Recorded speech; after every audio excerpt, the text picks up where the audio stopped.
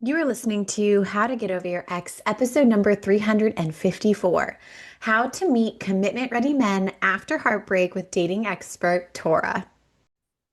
Hello, hello, beautiful brave hearts. How is everyone doing? I am so excited. You guys, this conversation today, I have a feeling is going to be juicy.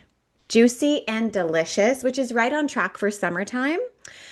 And I think I'm just going to dive in. So we have Torah here. Love her to death, Coach Torah. I met her in a mastermind. We were in a mastermind together, and she was just like super kind and loving and accepting and inviting of me in. And I was instantly like drawn to her just magnetism. So I'm really excited to have her here because as I started to get to know her a little bit, and her niche and what she does to help people and help these amazing badass women, I was like, oh my God, my people need you. My people need you. Fun little fact too, she's a listener of the How to Get Over Your Ex podcast, which is super fun. So that's also great. She has a background that is very similar to a lot of you, and we're going to dive into all of it today. But Tora, why don't you just take a moment and introduce yourself a little bit? Tell us who you are, where you are. Tell us anything that you feel comfortable sharing today. Yes, thank you, Dorothy, for having me on. As she said, my name is Tora, and I am a dating slash love coach who specializes in helping high achieving women of faith attract men who serve and support them, build rosters of men of 2 to 3 commitment ready men to do so. And I specifically work with when it comes to women of faith, more so unchurched women. And these are women who have their faith, but they are divesting from the misogynistic religion, like traditions that are within or repressive traditions within the faith that are in alignment with the God that they serve. So, yeah. I'm so excited to have you here. Thank you. We're going to talk all about rosters, my friends. But first, can you tell us about your personal experience with heartbreak? You've gone through heartbreak before. Can you share a little bit about that? Do you feel comfortable sharing on the podcast about your Yeah. heartbreak and your experience there? I mean, I've always had my little heart broken. I mean, I remember my first big heartbreak was my son's father. Mm. Um, the heartbreak came from, me just having a lot of puppy love in high school and me just believing, we're just gonna be together forever and he only loves me and nobody else, even though I'm a teenager and have my whole life ahead of me. And I put so much effort into that as a teenager, investing lots of money, time, and for, I guess, for drama purposes, I grew up I grew up in a lot of poverty. Mm. And so my mindset was shaped around a lot of that. Uh, and so I did certain things with this guy, like even like held sell drugs for him to get him out of jail, those Mm. types of things, use my tax return to buy him a car. And then we had a son at the time, and then it was time for him to file the son. And when he filed the son, he did not return the favor. He, instead of investing in the family, because I had spent lots of money, like getting him out of jail and things like that, he turned around and put some rims on his car. Stop it. Yes. Stop it. The priorities, they are Yeah. not in alignment here. Yes. I even ended up going to jail um because I had fought one of the girls that he cheated on me with. Like, and I got jumped by her and 3 of her friends, and I ended up going to jail over that. So lots and lots and lots of heartbreak. Girl, I resonate with I think what's so interesting about that is like what's the word? How invested we get. Like how we're willing to fight and work for things and invest in them. I mean, you're talking about monetarily as well, like absolutely. And just like being in a fight or a disagreement or an argument with that woman of just being like, no, like we're fighting, we're so I don't know. I resonate with that a lot because like there were plenty of times where I really struggled with jealousy specifically. And so I would have fought a girl. So I get where that's coming from. Um, Something that I am a little bit curious about, and I know you were younger, it sounds like when you went through this. Um, well, is this the man that you were married to, or is this a different person? No, this was my son's Yeah. father. So with him, I guess I'm a little bit curious. And again, because you were younger, maybe this didn't come up, but I have a lot of women who struggle with the idea of the family and like not keeping the family together, and having a hard time releasing attachment to the father because they really want the family unit to be a biological family unit. Did you struggle with that at all Oh or not? yeah, Yeah. absolutely. I Mhm. was like, I felt like he didn't see his full potential, and I'm like, okay, I can help you get a career that you love. Look at this book, read this book. I can help invest in. Let's go to church. Oh, we've all been there. We've all been there. We're gonna be a family. Let's go to church. Let's keep this thing going. Keep it together. Yeah. Yeah, Uh, that didn't work out. But yeah, I desperately tried that until my almost mid-20s. mhm. Yeah, I mean, so much love for our past selves, right? So fucking committed. Just committed. Yeah. All right, Chica, tell me, because I really feel like some valuable insight that you're going to really provide to my ladies today is going to be about rosters. You need to give me like 101. I want to learn everything. I want to know what led you to building a roster of men for yourself. Why is a roster great? What is a roster even? How does someone build one? So, like, we're going to dive into all of these questions, but can you at least just start with me in regards to like where did this idea come from? Was it something that you already like you heard about? Because the only time I ever heard about it was from you. And then I saw it on Love Island where a woman, well, Ariana Madix had asked the women, "Are you a roster kind of gal?" And one of them said no. And then the second lady said, "Absolutely." And I was like, "Go you." And the other girl side-eyed her. And I was like, "Wait, what? Is there a negative connotation to rosters?" Because I'm confused by that because men can have rosters. So, like, why wouldn't we be able to have a roster? I don't know. So, tell me what brought you to building a roster? Well, I didn't have the term for First of all, I don't think like rosters is not a new concept. In Okay. fact, I truly feel like this one-on-one dating is very, very new because when we look at history, men would have to go through the father to court the daughters, and it wasn't just one man. The Yeah. father was allowing multiple men to come and court his daughter, not just one man saying, "Hey, I like your daughter, so it's just gonna be me and her seeing each other, and then I'm gonna marry her." It was like, no, like different suitors would come to the house. She would fancy different suitors. And even if we look at the show Bridgerton, those Mhm. women had different suitors. Of course, it's a fantasy show, but based on real time habits of the time and traditions, and that was one of it. So this is not a new thing at all. We're actually bringing things back. There's nothing new under the sun. I love that. And so back in the day, I love that because I have read books where this is happening, right? And then, yeah.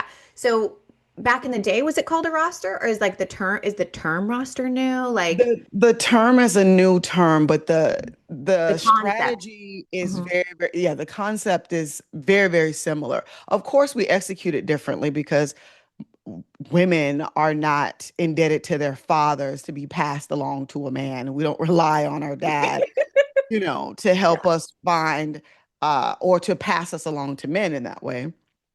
And then we have a lot more autonomy Yeah. now. So, because we have a lot more autonomy, yes, women get a lot more flack for having rosters Mhm. because now this woman, in the past, if a woman had sex with the man, like, girl, you need to go ahead and marry that man, he ruined you, kind of thing. So that like there was some responsibility attached to that. And there was traditional um rules that came along with that. Now with women having their own money, their own body autonomy, and men knowing that they know that some of these women can and do sleep with these men that they're not committed to. So they're just like, oh, she's just collecting bodies because she has a roster. And so that's one of the biggest reasons why it gets a bad rep is because it's connected to the sexual freedom of women and the easily easily possible choice for her to have sex with one of these men. Okay. Okay, that makes sense. So then was that something like when you started your dating venture, because you were, my understanding, you correct me if I'm wrong, but my understanding is you're coming off of the back of a divorce. And then what led you to real, like when you started your dating journey, did you already have this idea in mind, or was it something that like you were testing and trial and error and found your way in? Like, tell me how you got here. Well, I have had roster since before I was married. So Okay. if you've been following me, if you're a listener that has followed me since 2011, 2012, I have videos before I was married or even engaged and talking about, I don't want a boyfriend. I don't even want a boyfriend. I don't even trust you to go exclusive like that.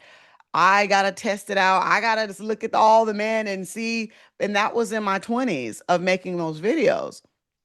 So I've always had this idea that yes, I have to like have my choice of men. It's just that when I got a divorce, I'm like, oh, I have a better eye now. I Ooh. have higher standards now. I have better boundaries. So I was vetting a roster from my limited good girl, super religious, traditional lens. And, you got to submit to your husband and not have a mind of your own kind of vetting to like, oh, like I actually know myself. I'm a grown ass woman at this point. Mhm. So I've a different vetting strategy. So I've always believed in it. So when I left, I immediately started to work. Yeah.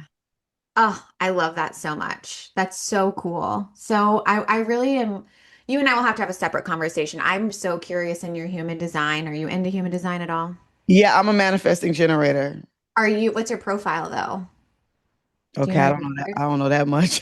I'm just curious if you're a 6'2" or if you have a six in your profile, maybe even a 4'6", because I'm just like, you've got this role model-esque vibe about you, and just you living you is so fascinating to watch and so cool and like so I don't just interesting. Maybe even a 5 though, because you are it feels like you're ahead of your time.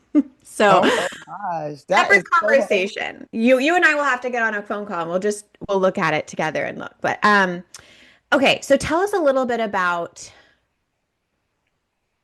I don't know what I want to talk about first. Do we want to talk about why is a roster great first or how to build a roster? Why is it great? Because they Okay. wouldn't even want to build a roster if they don't know how great it This is. is great. This is good. Okay, so tell us why, yeah. Tell us all the great things, the benefits of having a roster. So one of the main things I teach is I teach dating as a spiritual practice. And what that means is dating should always get you closer to being deeply connected to yourself, which like that also gets you connected to God. Like you have to be connected to God if you're connected to yourself, period. Yeah. And in order to do that with dating as a spiritual practice and getting closer to who you are as a person is connecting with different people, especially men.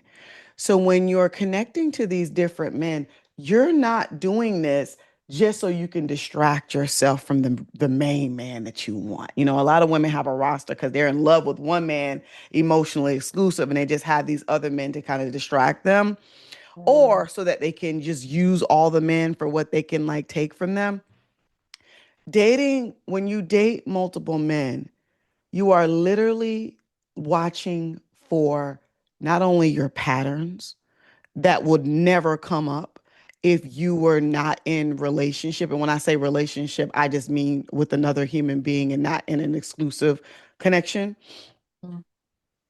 The patterns that come up with one man may not come up with another man.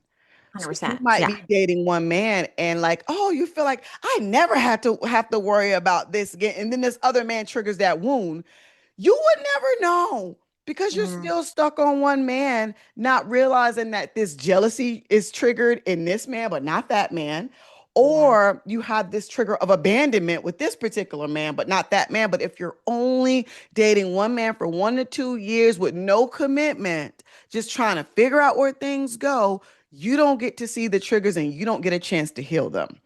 And so when you see the triggers, you get to heal those in real time because now you're confronted with it. So that's number. Yes. I don't know if you had anything to say about that before I move on. No, I do. I think it's really important. I mean, one of the things that I teach a lot of is just like there's only so much healing you can do in isolation. Like when we talk about dating readiness, like you are not going to be fully healed before you start dating again, sister. Like there is only so much healing you can do in isolation, and you have to be in some sort of like you said connection, right? Connection, partnership, but it doesn't have to be an exclusive relationship, but like you have to interact with other human beings to be able to see what comes up still and heal those in that. So I love that. That makes so much sense. Tell me what else? What else? What are the other benefits? The other benefits is you get to figure out what your actual boundaries are. So again, if you're dealing with, well, before we get to boundaries, we'll talk about standards. You get to curate standards. If you're dealing with one man, you're kind of limited and trying to figure out, okay, what are my standards? And for those of you who are listening, to break it down, baby steps, standards are the things, are the experience that you want to create and have while dating. Like those are your standards. Like these are the things that you put into place so that you have the experience that you want. So, for example, one of my standards while dating is, in order for me to go on a first date, I need an Uber. I need a car for to come and get me to go on a date. Like that's a particular standard. Another standard is within a week of meeting, we need to have a date planned. If there's no date plan within a week of meeting, like that's out of my standard. It's really difficult to figure out what your true standards are because you will take one man will say no to you and you think that that's law. Mm, yeah. Versus when you are talking to different men, one man's no is another man's hell yeah. And then you're like, oh, I'm not asking for too much. I He got the he tingles. The he tingles. quickly said yes when women are just like, Tor, how should I say it? Should I say it like this? Because he's still not doing. I'm like, you're not talking to enough men. Mm-mm. If you're trying to figure out five different ways to say it to this one man, you're not talking to enough man because another man, he's just gonna be like, oh yeah, absolutely. Absolutely, I'm gonna do that. However, the words fall out of your mouth. However they fall out of your mouth. Yeah. So for example, I was out with a guy this weekend, well, out this week at there was a restaurant at the mall, and I asked him, I was like, oh, I have to go get some perfume. I was like, you should buy it for me. Right? This was our first date. And he told me no. But to me, that it didn't matter. It didn't matter that he told, like, well, he didn't tell me no.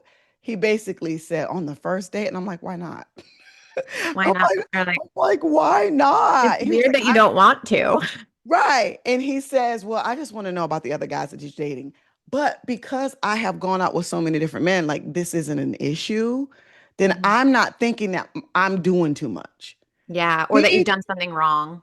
or Hmm. that I done something wrong. I was just like, well, why not? Why don't you want to go? Let's go walk around the mall and get me some perfume. Yeah. And honestly, perfume, like that's a bare minimum. Like, why wouldn't you buy that on the first Why date? wouldn't you want to do that? But again, I could be thinking to myself, oh my gosh, like I can't, like the standard is too high there for me versus like talking to different men. And it's just like, oh, okay, sure. We can Mhm. do that. Yeah. And then it's How- not a big deal. It's just like clearly this isn't a fit that we don't want the same things. We Yeah. don't want the same things, but we don't know when we're only the one man kind of woman that's non-committal, right? With Yeah. a non-committal relationship. And then the boundaries kind of thing, like once we figure out our standards, then we get really, really clear on what we're available for and what we're not available for. Mhm. um when you're dating one man, again, you only have one viewpoint of what you're available for. And so for example, you might be like, you know what, I actually realized I am completely unavailable for a man who does this, this, and this, and this, and that. The more men you date, the more you realize you're unavailable for. It's like there's never a downside to having more information and more data points, Never, right? never. And then also, it curates a better man for you. Mm-hmm. Because now you're like, you know what? This guy wasn't a fit, but I just love the way he took care of me this whole day. I wasn't really attracted to him, but he really inspired me to get back into to this particular hobby. Yeah. I want a guy like that. You take these traits and you're like, okay, I like that. I like that. I didn't know that was possible. Let me go after these particular traits. Yeah. Yeah. Oh, so good. Just such an abundant, overflow-ish way of like moving throughout the world and getting to know yourself. And the best part about all, like, you get to know yourself and you won't, you get to know yourself, but then a man can never feel like he has you just because he has access to you. He has Mm. to earn that. Can you say that again? That was really good. Let's hear it. Like I need the ladies in the back. We need to hear that again. Say that again. He has to earn your exclusivity. We are giving it away like hotcakes. We're just Hmm. like, you get exclusivity, you get exclusivity, you get exclusivity. And a man has to earn that because whether we want to admit it or not, women take huge risk leaving the dating market, and we take huge risks becoming a man's girlfriend and his wife, not only because a lot of us, especially if we're past our 30s, a lot of us want to get married and have kids. So if we're exclusive to a man, let's just say for 2, 3 years, that is prime baby making time, prime family time that we are looking for ourselves. And it is not the same thing for the man. So therefore, it is lowering our opportunities to have what we want in case it doesn't work out. The Hmm. man's not taking that same level of risk. Yeah. Then also, when we get older, it's not fair, but the value on the marketplace is just different. I go out with older men who are like I'll go out with a 50-year-old as a 39-year-old, right? Some well-established guy. And this guy never is dating anybody 50. He's never dating anybody. So again, we're taking time, giving it to this man when men do not have the same market value that we do have in the dating world. It's just not Yeah. fair, but it's true. And Hmm. then on top of that, um, we give up so much in relationship, emotional labor, physical labor, domestic labor. There is never, even if you go 50-50, it's never 50-50. No. Mm-mm. Ever. And even the way our brains work, because we're so conditioned as women to be so responsible for a household and responsible for the way our household looks. Even in the Bible, it talks about like if a child is unruly, it's a reflection upon the mom, the woman. We have a mental load that men never have to carry ever because of society. So again, you have to earn my exclusivity because I have to pay a lot in society to Yeah. give it to you. Girl, all I can say is ditto. And I feel like since becoming a mom, it's even more apparent to me. I'm like, like women tried to tell me this. And so I will continue to try to tell other women this, but I'm like, any problems that you have in a partnership pre-baby are going to be so exasperated, like so much bigger and so much more blown up. And so, like, the divide is going to be so much bigger when you have a child that, like, if he can't show up for you when you don't have a child, I promise you, you do not want to have a kid with that person. Like, oh my God, it's on, like, I have a great man and still, when you say it's never 50-50, like we try to get 50, it's just, there's no way. And it feels almost biological, I think, like from like I biologically have different wants for myself and my child than my husband does. Like he could go all day without seeing our child and it doesn't like impact him physically. Whereas like if I went all day without seeing my child, I would physically be unwell. Yeah, it's never 50. I don't care how good your man is. Yeah. I don't care how amazing your man is. You are still going to hold more of the load. And Hmm. because of that, it is very, very important for a man to earn that. And then your body's never going to be the same. You Never. have a baby, your body, we are close to death. So Mm-hmm. just me giving you a exclusive because you like me, because you Hmm. bought me dinner a couple times, that's crazy pants. Okay, so let's chat a little bit about tell me, how does someone build a roster? We know it's so great. We know it's like such an in it. I want to say it's innovative, but I know it's not like you were talking about. But I'm like, it feels innovative to me. But tell me how we do it. How does someone build a roster? So I will say, just because a man is in your phone, just because a man is taking you on dates, I do not determine that man being on your roster. Okay. Okay. Mhm. A roster, like a man is on your roster when there are what, five things that are met. Mhm. One, there's real-time investment. And real-time investment means he's making it real time. It's not like, oh, what he did 3 weeks ago, what he did 2 months ago, what he Mhm. could do in the future. He's investing his time, he's investing his emotions, and he's investing his resources or money, right? Mhm. So if he's invested those three things in real time, not what he used to do, yes, he owns the interactions, like he owns the connection. This man is the one that is primarily reaching out. He's the main one instigating the dates. He's the one Mhm. owning the trajectory of moving you along versus like you popping in like, "Hey, I'm just seeing how you were doing. Are you still around?" Again, I know there's some men say, I want it to be reciprocal. No, you need to earn access. So you need to show that you're invested in this. So Initiative. Yeah. yeah, so owning the investment. And then there has to be a full body yes for you. Mhm. Um, Hold on. Can we talk about this for a little bit? Because the full body yes, I have worked with clients in the past. And honestly, I've also experienced this where they're like almost a full body yes. Do you know what I'm talking about? Where you're like, they have almost everything. And it's just like one thing where you're like, ugh, it's holding you back from that full body yes.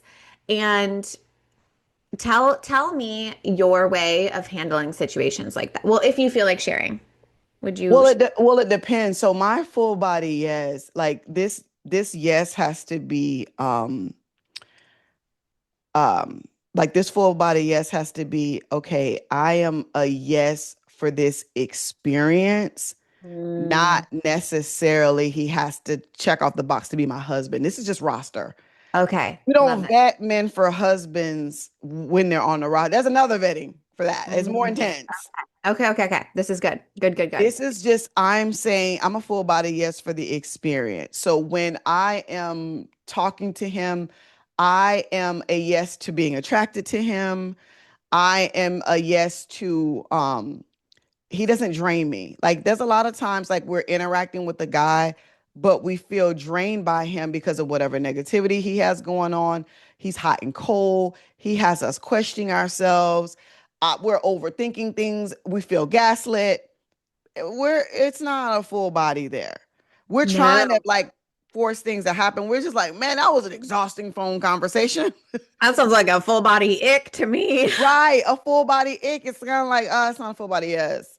Yeah. So we have that. So when someone's on a roster, we're not thinking about him as a husband. Okay. You could be a Christian woman who wants to marry a Christian man and have a Muslim man on your roster Okay. Okay. So like because this. he's on a roster. We're not Okay. vetting for a husband. This is making sense. Okay. Yes. Amazing. Um, then we have the agreement check. And the agreement check is like, how do I feel? Well, when I set preferences, How is he agreeing to those preferences? Oh yeah, that makes sense. Kind of like your perfume thing, right? Where it's like you're like in your car, you're like, I need a car. Well, I guess those are standards, not necessarily Yeah, preferences. well, those are preferences. Like the car is a preference. Hmm. My preference is was my non-negotiable, but like like the way he responds to it, because he could literally say, "I'll send you a car," but he could be like, "Yeah, you're doing too much," and still send it. Yeah. Paying attention to how, or if I say, "Hey, I actually prefer for men to call me and not Mhm. text me," or I prefer to have not have conversation in between dates or text. But if he's like, "Oh, like you're too much, or you too stuck up, or this is a lot," you need to pay attention to Yeah. that. No, that makes sense. That makes sense. You Okay. need to pay. So you always need to present a preference Okay. to let a man know, like, "Oh yeah, like this is what I prefer to do," and see what he does about your preference. And then the leadership response, and this is my royal framework: real time investment. Oh, the Y, the yes, full body yes, the A, the agreement check, and then the L, the leadership response. Hmm. Um, how is he responding to your boundaries as a leader? Yeah. That's important. So but that means that you need to have already expressed a preference and a boundary. Hmm. Hmm.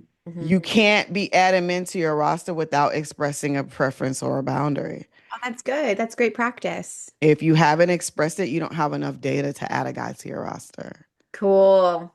Yeah. And I yeah, like you have to have that. asked for something too, because then that's an investment. Yeah. Yeah. So good. I think a question some of my ladies might have that I'm curious about your perspective on is how do we find these men to get on our rosters? Oh, they're everywhere. What we need to do is dun dun dun dun and get out the house. That's the first step. Yes. But one of the things that I teach my clients is I have them take what I call a roster readiness assessment.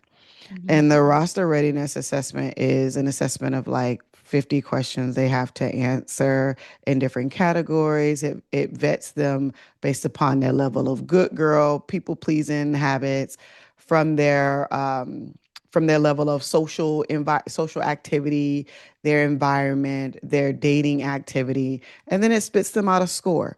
It lets them know, like, hey, here's how long it will take you to build a roster in 90 days. And the next step is to build a pipeline plan. A pipeline plan is literally daily actions and weekly actions that you take every single day and every single week to put yourself in proximity to meet men. A Yeah. lot of us are not doing things on a daily basis and a weekly basis. We don't have a curated plan. We simply do the same things that we do every single day, and we're wondering why we're not meeting the men that we want. One of those things could be, okay, are you smiling and waving at 2 to 3 men a day? Mm. Are you spending at least 30 minutes in a co-ed space where your ideal guy would be? And when I say ideal guy, a lot of women are like, well, the men approaching me aren't my type. Well, why don't we put you in the room with your type? You have to create a strategy for that, which is why I also have a quality man finder. It's literally to show women exactly how to be positioned in the room with your type. What's this man's profession? Mm. And it doesn't have to be a specific profession. Pick five, but it matches the lifestyle that you would want to match what you want, right? Yeah. So if his income is a certain level, these professions need to match that level of Mhm. what you would need as a woman to feel comfortable having kids with, right? Traveling with. How, like, what would the profession be? What's his lifestyle look like? What's he doing on a Tuesday? Like, what would this man, let's just say this man is a real estate investor. Okay, on Tuesdays, girl, he's not in the office. He's probably having lunch with a client or an agent, in the middle of the day in this sector of town. He's probably having going to open houses, right?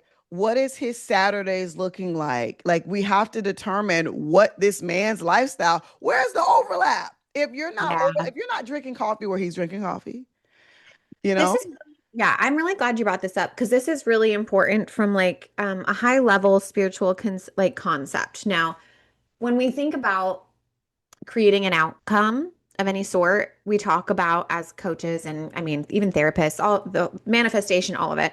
I'm like, we talk about if we want to create an outcome, we have to become the version of us who has the outcome. So, really, Torah, you're right. You're like teaching them some very specific tools that help them become the woman who has that lifestyle, who's, with that partner, that who someone who already has that outcome. So she's being put in those environments. It makes so much sense. I love it. Yeah, because people are often like, give me the places to go. Give me the places to go for my man or yours. Because me and you got two different men, right? We're dating. Like, what places you want to go to for mine or yours? So that's number one. Determine who your man is. That's Mhm. number one. And two, I'm like, when you go there, you're not going to get a man. Like you said, you're going to create a lifestyle that overlaps with him.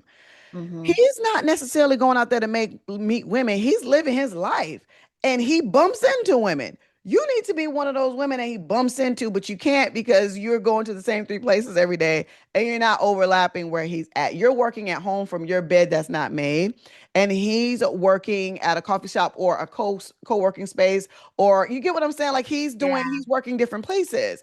Bump into him. And then three, now that you're in the room, what are we gonna do with it?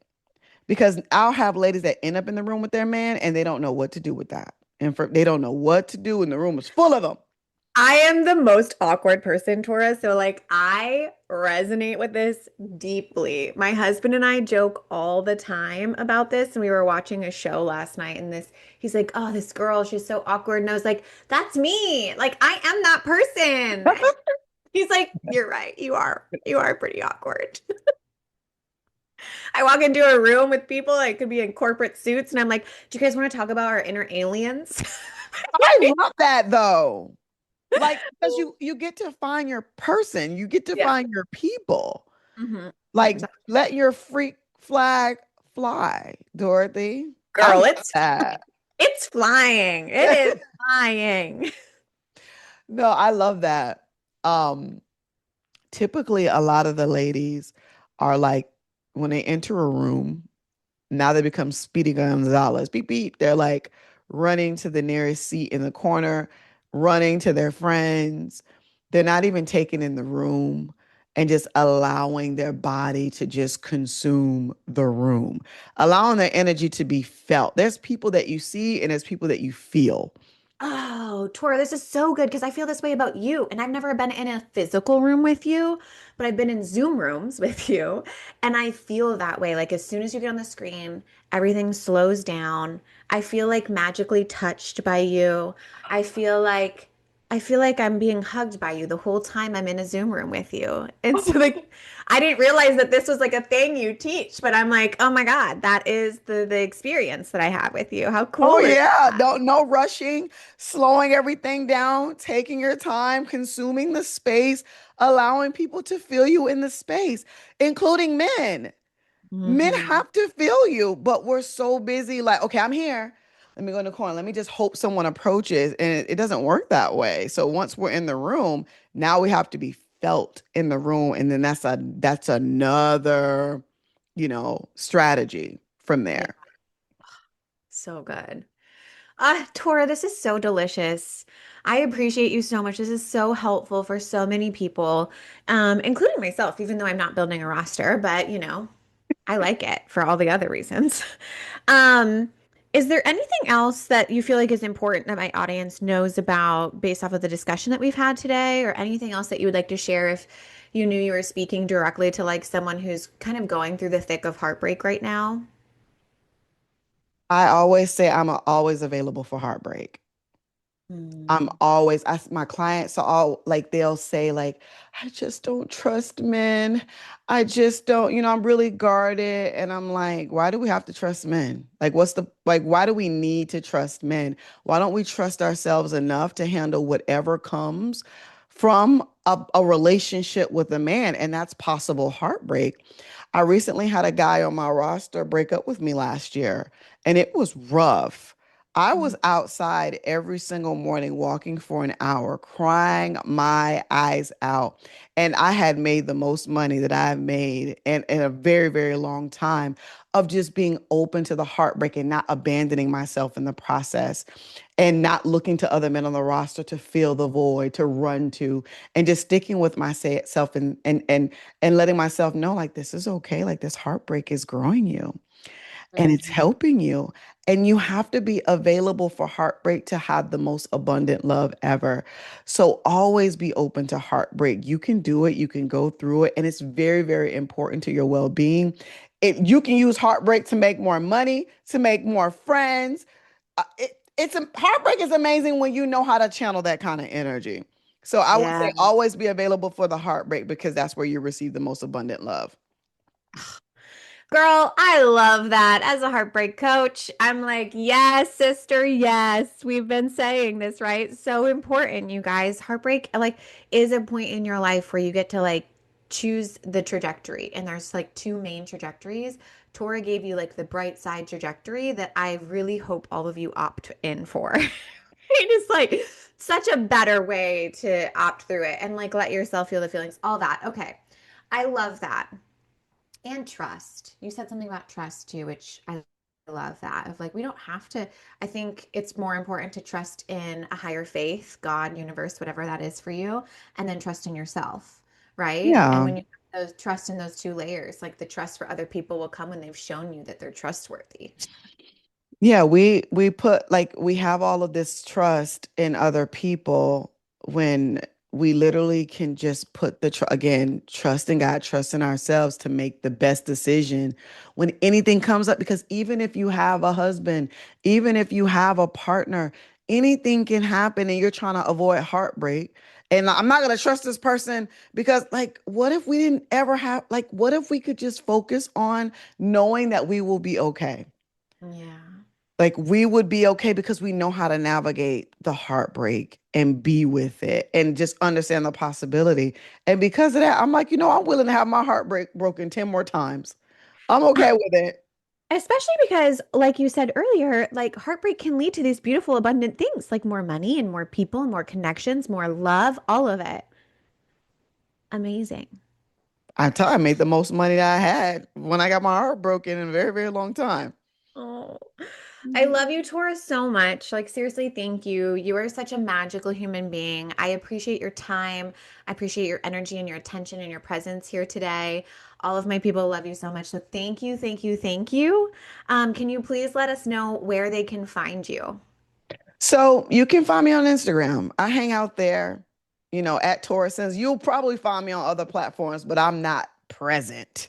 I'm present on Instagram. I answer those DMs. I show up in the comment section. So at Torah. And then I have an amazing podcast called the Date with Sense podcast, Date with Sense, CENTS. Absolutely amazing masterclass episodes on how you could build a roster, vet men, meet men, and then move into exclusivity if that's what you like to do.